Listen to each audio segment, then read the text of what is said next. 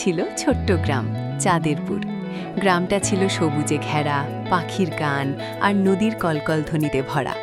সেই গ্রামে থাকতো এক দুষ্টু কিন্তু ভীষণ ভালো ছেলে, রাফি। রাফির সবচেয়ে প্রিয় দিন ছিল ঈদের দিন।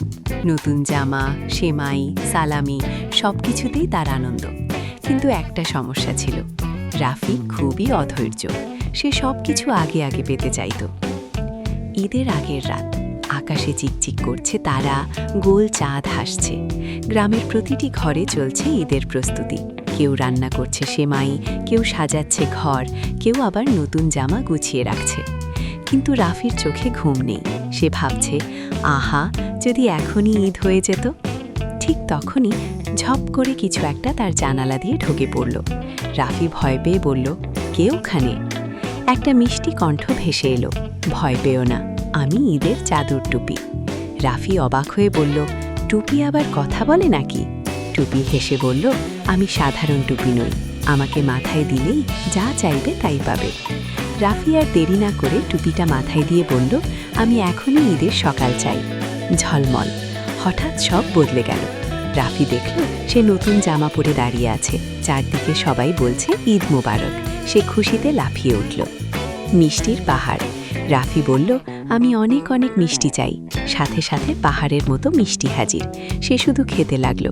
কিন্তু কিছুক্ষণ পর, আমার পেট ব্যথা করছে। এরপর সে ভাবল, আমি অনেক টাকা চাই। টুপিটা আবার জাদু করল। চারদিকে শুধু টাকা আর টাকা। কিন্তু হঠাৎ বন্ধুরা তার থেকে দূরে চলে গেল।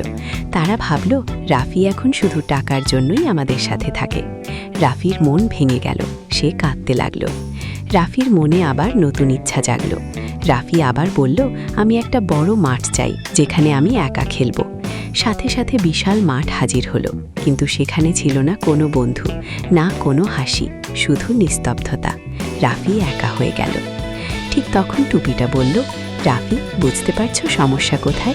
রাফি মাথা নিচু করে বলল, হ্যাঁ, আমি সবকিছু শর্টকাটে পেতে চেয়েছি।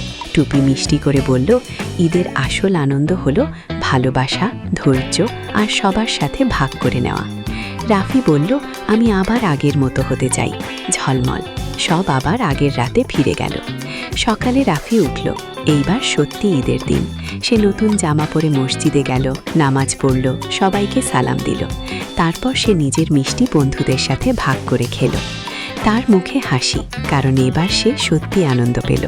গল্পের শিক্ষা, ঈদের আসল আনন্দ জাদুতে নয়, ভালোবাসা আর ভাগ করে নেওয়ার মধ্যে।